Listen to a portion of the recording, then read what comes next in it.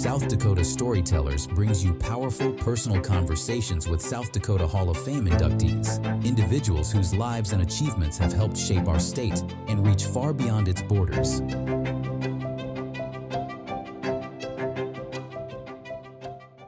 Well, hello. My name is Laurie Becvar, and I serve as the Chief Executive Officer for the South Dakota Hall of Fame. Welcome to our South Dakota Storyteller and Legacy Series. We're here to share information and inspire people through the rich stories of our South Dakota Hall of Fame inductees. These are the people who have shaped our state with a lasting impact. Our storytellers have given people of all ages life lessons on how to be a high achiever, but also how to overcome hardships. So we're really excited about what we're going to learn today. Thank you for joining us, and with me today is my guest, South Dakota Hall of Fame inductee, Dr. Frank Alvine, from the class of 2009. Welcome, Dr. Alvine. Thank you. Yeah. Well, let me summarize your life, Frank. Born in 1938, raised among 5 siblings, graduated from Washington High here in Sioux Falls in 1957. You went on to USD to earn BA and BS degrees in 3 years. Then you went on to USD Medical School and finished the 2-year program. And then you went on to the medical school at the University of Washington and you graduated there. Then you served our country in the Navy and you returned to Sioux Falls in 1972 and started Orthopedic Associates as your first business. And your research and your work literally changed the landscape on joint replacement. I mean, you are named, Dr. Alvine, in all the textbooks in the world on the topic, actually. You married Marilyn in 1962. You have 3 children, Greg, Cindy, who are twins, and Grant, and you have 9 grandchildren now. Your son, Greg, joined you in your practice, and you guys flourished in your work. You retired in 2007, but you remain active and passionate about many causes, which include aviation and conservation. So, wow, Dr. Alvine, that's quite a journey. You shared that in your early years, Frank, that you was marked by discipline, hard work, and a relentless drive to challenge the status quo. All along, that was in you. Where did that come from? Are people born with that trait, or is it taught? Well, I was born in Sioux Falls and raised in Sioux Falls, the North End, and in a fairly small house where we had, our family was 8 and 2 bedrooms, so myself and my brother really never had a bed. We kind of try and find some place at the end of the day to rest, but my parents were hardworking, and my father was an accountant at Morrell's and was able to keep us in food and clothing. I don't know how he did it all, but he did. But there was not room as we grew and so forth. There wasn't room for all of us in this little house. So the day that school was out, when I was 9 years old, I was put on a train right down here at the train depot, downtown Sioux Falls. That was the day after school, and I was sent to Chester, where I worked on my uncle's farm until the day before school started. So I never spent one day in Sioux Falls during that period of time. And during those 5 summers, I was worked very, very hard, doing all the things that need to be done on a farm, including cleaning out hog barns and chicken coops and you name it. Oh my goodness. And when I would come back to school in the fall, they would ask me how my tennis game went. And I would say, what kind of a racket does that look like? Has it got 3 prongs or has it got 5? I hadn't even seen a tennis racket. So I learned to work very hard during that time. I learned I was project oriented. In other words, when we were assigned to fix fence, we had to plan the approach, we had to get the materials, we had to think through the project. And in so doing, we saw the completion of the project. I think it was very important for children to witness and be involved in anything where they start, progress, and end, seeing that they can Complete do it. projects. Yeah. So anyway, that's where my work ethic came from, and I probably have never left. It's never left me. I still have a little farming blood in me. That's good. It's good to have farming blood. Me Yeah, too. right. Yeah. You've challenged the status quo throughout your life, Franken. What advice would you give to young professionals who really feel intimidated by insurmountable problems these days? I mean, what would you tell them? Well, I think you use the word insurmountable. I think the more you know about something, the less irritating or the less of a challenge it becomes. Okay. And that's not only true in the surgical field, where I spent most of my life. When I first was exposed to surgery, and I was very intimidated, but as you progress, as you're taught, as you learn, a particular specialty becomes less of a challenge. And the same is true, I don't care what it is. I navigated a boat on the ocean for the last 62 years.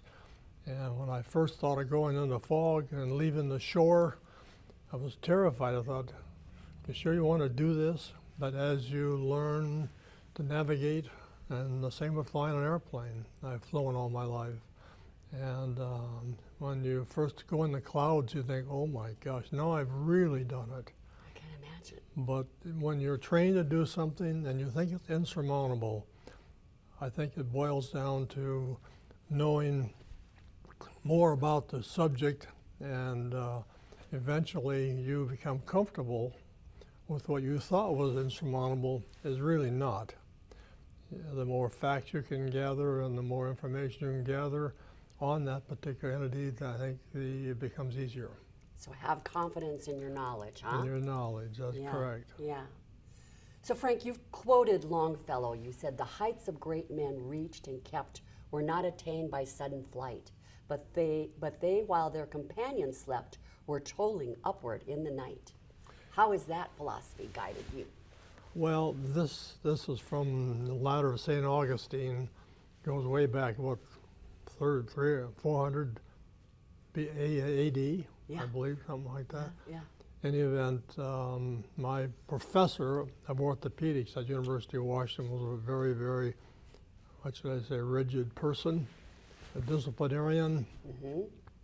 And one day he gave me a plaque with this saying on it as part of this poem. And it meant a lot to me, and I've kept it over the years, and I've made copies of it, and I've given it to my 2 boys. That everybody else is in bed. If you want to achieve something, it may take a little added effort to attain that goal.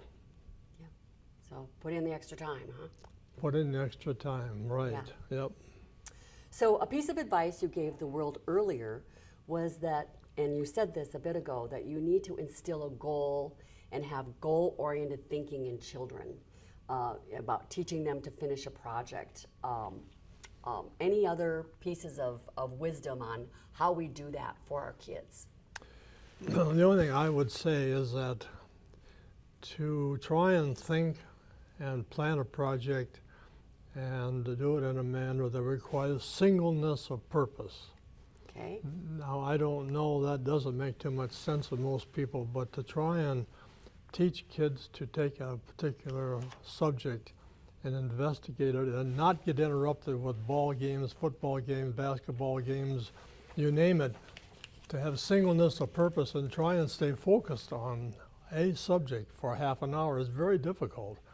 But I think that's one thing I brought up to my children a lot, that if you're going to delve into something, you have to try and isolate your mind and try and focus on a particular subject. Yeah, it's harder than one thinks. Very difficult to do. And with all the stimuli coming at the kids and all of us, you know. And the cell phones nowadays and everything's going off all the time, and your friends are calling you. But I think all of them attain a little bit of that that knowledge that they had to focus on a particular subject and try and exhaust that before going to something else and getting scattered too thin. Well, we should all do this. So I should try that, that's Yeah. right.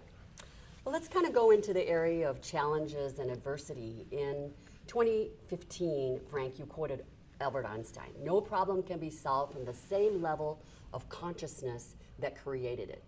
What has been your personal approach to problem solving, and how do we solve our problems best?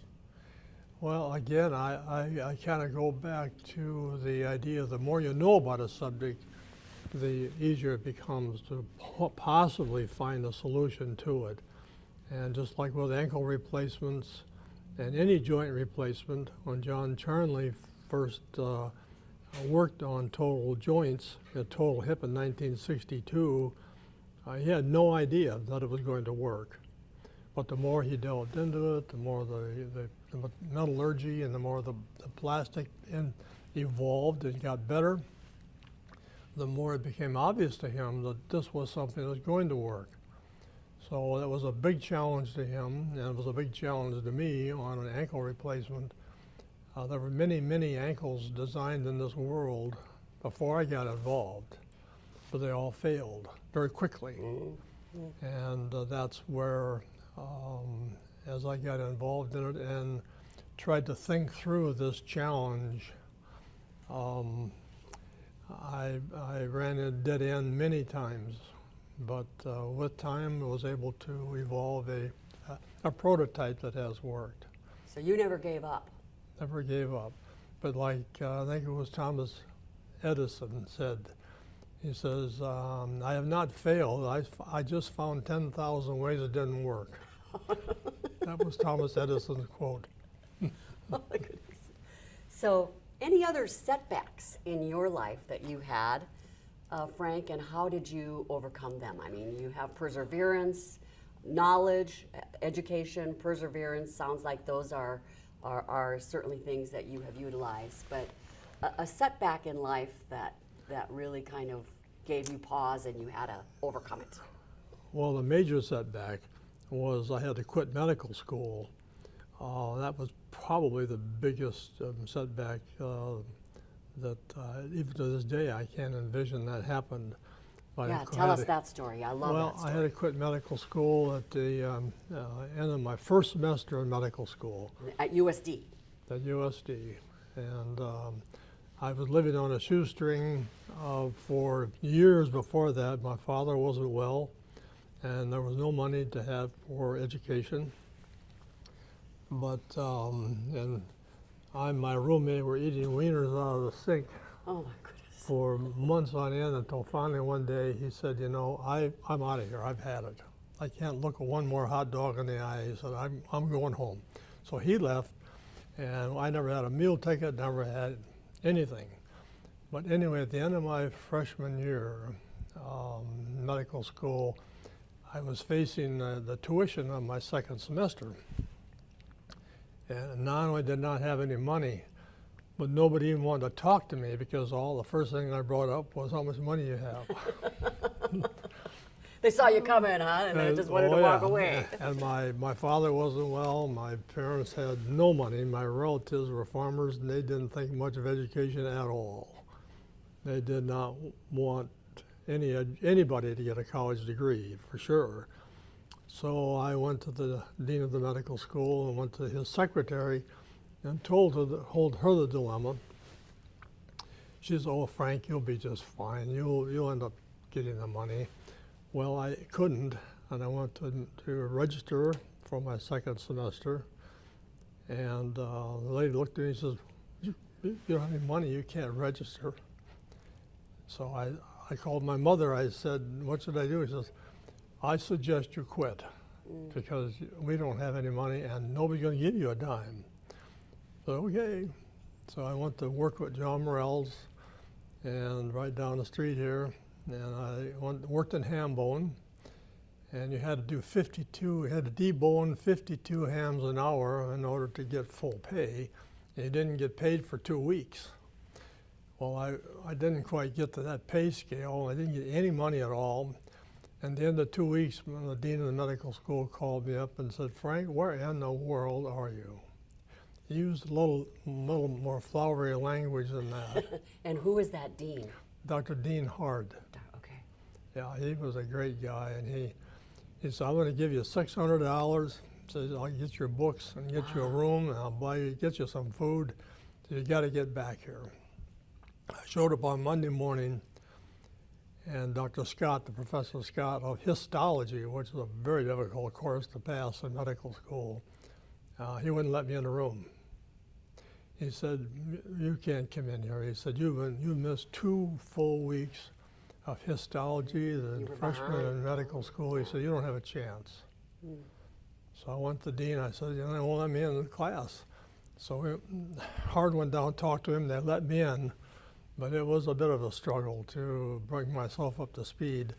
But anyway, I graduated and finished and got my 2-year medical degree at USD in Vermillion at that time. Yeah, and so the Dean Hard came to find you Right. at John Morrell because you were being missed Yeah. at the start of the semester, Yeah. and he paid for your tuition and your books. And my books, yep. Amazing. I didn't have a cent.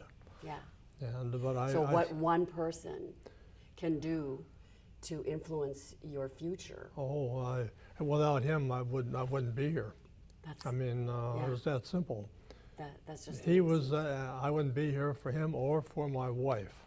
Well, She saved my life too. But those two were very important in my career. Yeah, heartwarming. Thank you for sharing that. So let's kind of talk a little bit about your work, Frank, and its impact. You pioneered the Agility Total Ankle Replacement System, which received FDA approval in 1993. What inspired you to take on such a complex challenge? I mean, where did that come from? Well, I think like all total joint replacements, it had to start somewhere. Somebody has to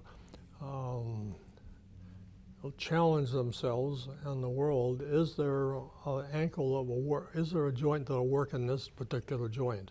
I don't care whether it's a hip, knee, shoulder, and of course the hip was first, the knee was second, and then the ankle.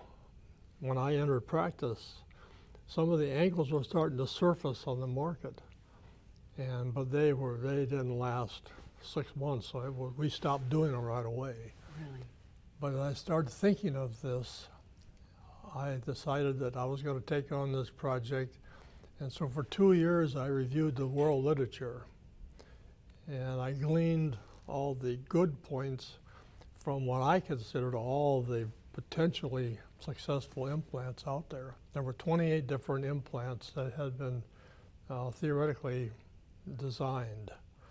And with all that information, with all the dimensions of, I took 100 different ankles and measured them, and all the disease processes, the deformities, there were so many variables that I wasn't too sure I was ever going to end up with an implant that worked.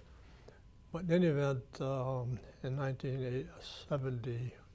81, I was able to get a prototype built of that ankle. Wow. Yeah. Amazing.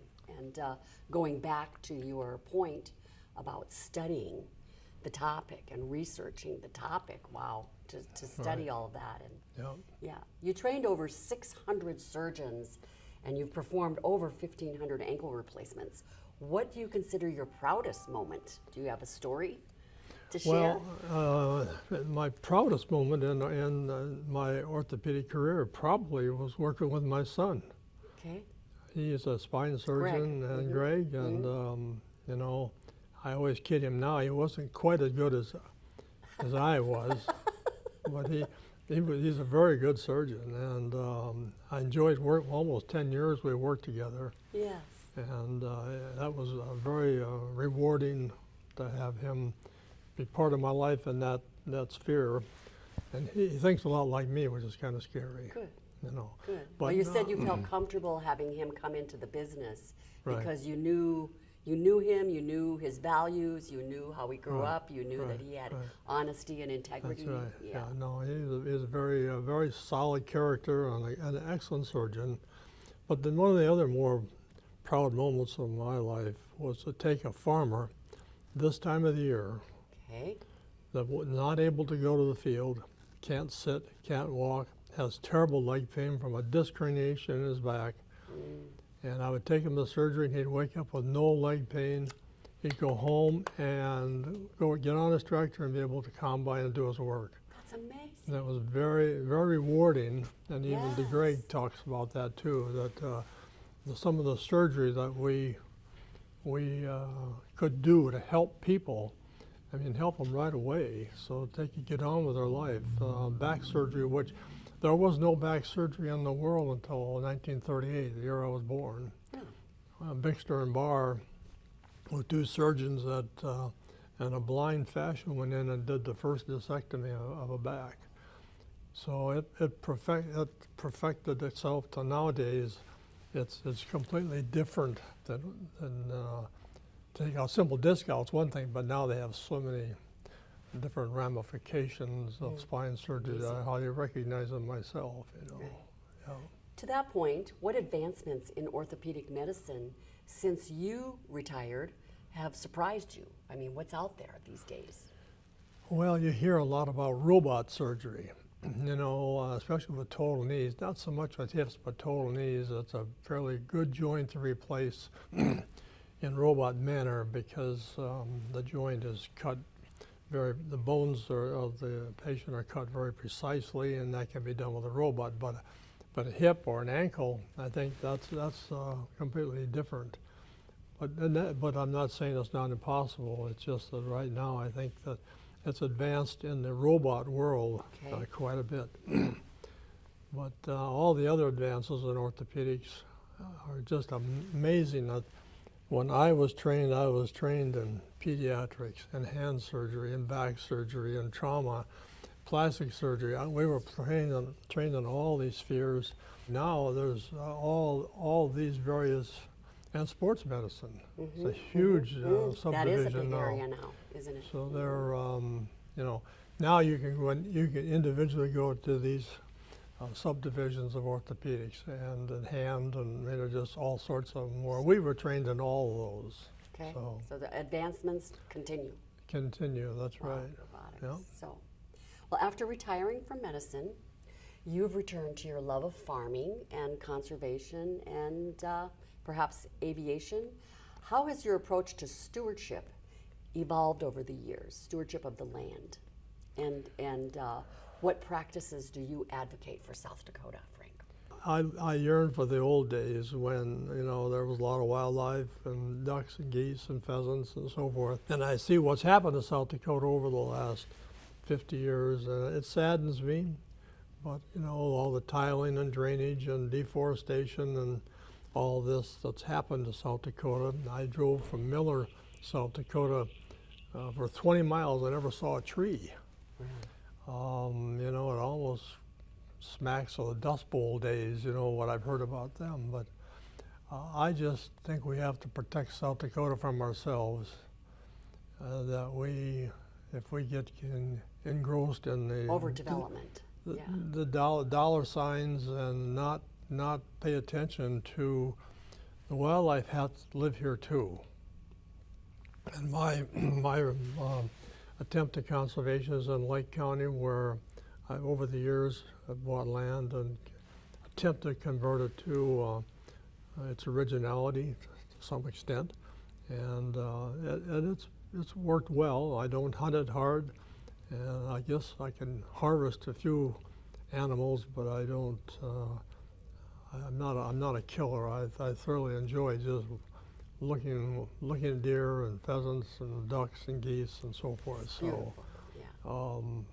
but I think this whole big picture of global warming, that almost reminds me of Einstein's comment or his quote that the problems in this world cannot be corrected by the same consciousness that developed them.